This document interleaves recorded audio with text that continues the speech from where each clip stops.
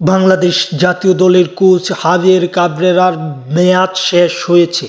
তার চুক্তির মেয়াদ শেষ হওয়ায় বাংলাদেশে এখন নতুন কোচ আসবে এবং সেই জন্য সার্কুলার প্রকাশ করেছে বাংলাদেশ ফুটবল ফেডারেশন বা ফোফে। মূলত হাভিয়ার কাবরেরা বাংলাদেশে যতদিন কোচিং করেছে তার সেরা সাফল্যগুলো কী বা তার অধীনে বাংলাদেশে এখন পর্যন্ত কেমন জয় পরাজয় আছে, কোন বছরে কতটি জয় নিয়েছে এবং সেটাই জানবো। মূলত 2022 সালে বাংলাদেশের কোচের দায়িত্ব পালন করেন বা বাংলাদেশের কোচে তিনি প্রথম নিযুক্ত হন। পরবর্তীতে 2026 সালে তার মেয়াদ শেষ হয় এবং মাঝে তার চুক্তি বাড়ানো হয়েছিল কয়েক দফায়।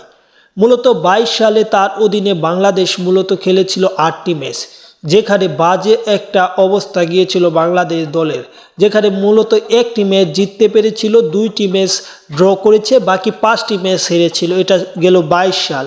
23 সাল থেকে এই সালটা তার জন্য একটু ভালো গেছে এবং সাব চ্যাম্পিয়নশিপে বাংলাদেশ ভালো করেছিল, সেমিফাইনাল খেলেছিল তার অধীনে।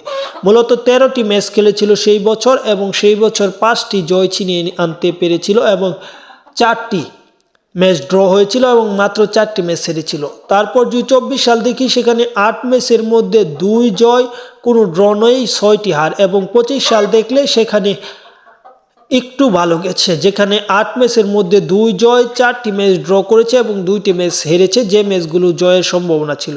এবং সর্বশেষ এই বর্তমান চলতি বছরে 2টি ম্যাচ খেলেছে, শতভাগ হার তার অধীনে বাংলাদেশ দলের।